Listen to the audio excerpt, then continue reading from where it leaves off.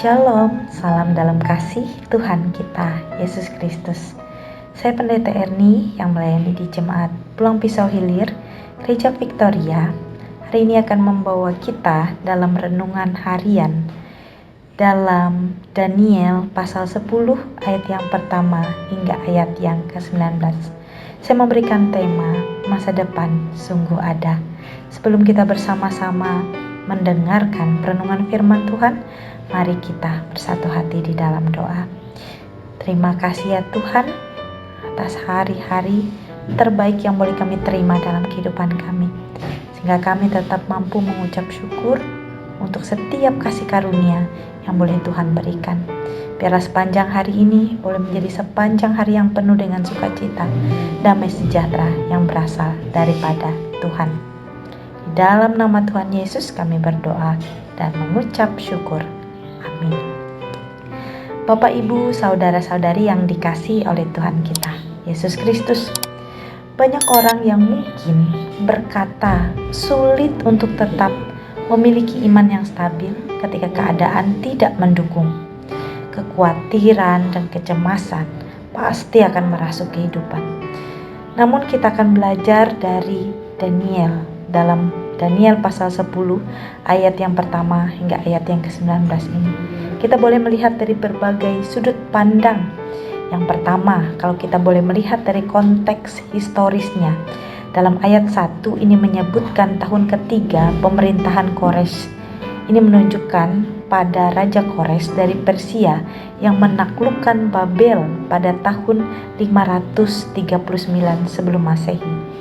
Raja yang dimaksud sebenarnya adalah Raja Darius, orang Media, yang memerintah bersama Kores untuk sementara waktu. Jadi secara historis peristiwa ini terjadi pada masa awal pemerintahan Darius orang Media sekitar tahun 536 sebelum Masehi, yang berarti bahwa pertolongan Allah ini tidak pernah berkesudahan sekalipun pemimpin berganti dengan berbagai peraturannya. Yang kedua, kita boleh melihat dalam kehidupan Daniel. Daniel ini adalah seorang buangan bersama dengan bangsa Israel di Babel, tetapi ia dikenal karena imannya yang kuat kepada Tuhan dan ia dapat menafsirkan mimpi secara akurat. Nah, Daniel dipakai Allah sangat hebat untuk menunjukkan kuasa Allah. Dan yang ketiga, kalau kita boleh melihat secara konteks teologis, peristiwa dalam nas kita hari ini menandakan adanya komunikasi antara duniawi dan rohani. Malaikat diutus Tuhan untuk menyampaikan pesan kepada Daniel. Ini menunjukkan kepedulian Tuhan terhadap umatnya meskipun mereka berada dalam pembuangan. Nah, kita boleh melihat dalam nas ini bahwa penglihatan Daniel ini berisikan pesan tentang masa depan umat Allah, termasuk jika nanti akan ada penderitaan dan juga mereka akan menerima kemenangan. Ada beberapa poin penting yang harus kita ketahui di dalam nas ini. Yang pertama, bahwa doa dan puasa Daniel selama 21 hari ini menunjukkan kesungguhannya untuk mencari Tuhan. Yang kedua, malaikat yang diutus Tuhan ini menggambarkan peristiwa ilahi dalam penyampaian pesan Tuhan. Dan yang ketiga, reaksi Daniel yang tertegun dan ketakutan wajar terjadi saat manusia bertemu dengan makhluk surgawi. Ayat yang ke-19 menekankan bahwa doa Daniel didengar dan dijawab oleh Tuhan. Bapak, Ibu, saudara-saudari, kita boleh melihat di sini, bahkan dalam keadaan terhimpit melewati Daniel, Allah memberikan pertolongan kepada bangsa Israel. Allah bisa membantu kita melewati hal-hal yang mungkin kita rasa tidak mungkin ada jalan keluar, tidak mungkin ada kebaikan. Tetapi hari ini saya ingin mengajak kepada kita belajar dari Daniel.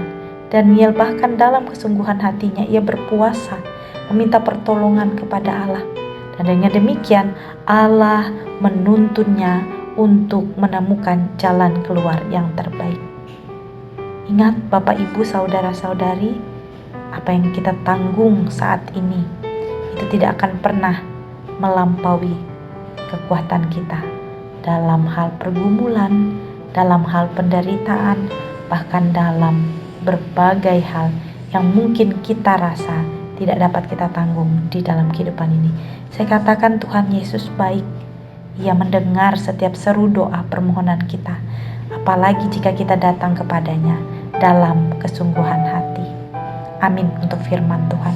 Kita berdoa untuk Jemaat GKI Parawai Kalawa. Kita berdoa. Terima kasih ya Allah Bapa yang bertahta dalam kerajaan sorga. Firman-Mu hari ini boleh kami dengarkan, biarlah kiranya boleh menjadi kekuatan di dalam hati dan seluruh kehidupan kami. Di tengah berbagai tuntutan dunia, di tengah berbagai kecemasan dan kekhawatiran kami akan masa depan, Tuhan tidak pernah meninggalkan kami. Bahkan Tuhan menunggu kami untuk datang memohon dan mencari pertolongan kepadamu. Oleh karena itu ya Tuhan, biarlah hari ini seluruh kehidupan kami serahkan hanya di dalam tangan pengasihan Tuhan. Biarlah Tuhanlah yang membuka jalan keluar atas setiap pergumulan dan permasalahan kami. Hari ini kami juga mendukung GKI Parawai Kalawa di dalam doa. Biarlah sekalian jemaat yang ada di Jemaat GKI Parawai Kalawa tetap dalam perlindungan, kasih, berkat, dan penyertaan yang berasal daripada Tuhan, sehingga mereka terus dikuatkan dan mereka boleh berjuang di dalam iman dan percaya dan menyatakan kasih Tuhan dimanapun mereka berada. Di dalam nama Tuhan Yesus Kristus kami berdoa dan mengucap syukur. Amin. Tuhan memberkati engkau dan melindungi engkau. Tuhan menyinari engkau dengan wajah-Nya dan memberi engkau kasih karunia. Tuhan menghadapkan wajah-Nya kepadamu dan memberi engkau damai sejahtera.